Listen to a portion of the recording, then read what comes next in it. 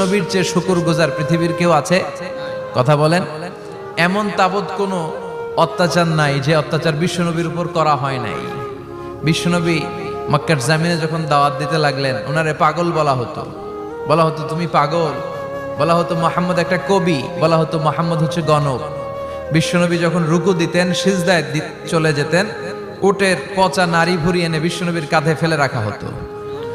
বিশ্বনবীর গলার মধ্যে রশি ধরে টান দেয়া হতো। কয়েকবার বিশ্বনবীর এই ঘাড়ের এই চামড়া ছিঁড়ে গিয়েছে, একবার চাদর টান দেওয়ার কারণে, আরেকবার রশি টান দেওয়ার কারণে। বিশ্বনবী কিছুই বলেন নাই, ক্ষমা করে দিয়েছেন।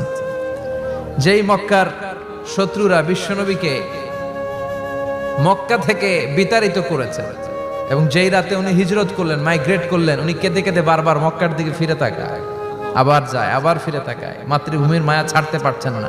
আর বলছিলেন, মাক্কা তো আহাব্বুল বিলাদ ইলাইয়া, মক্কা আমার কাছে সবচেয়ে প্রিয় শহর।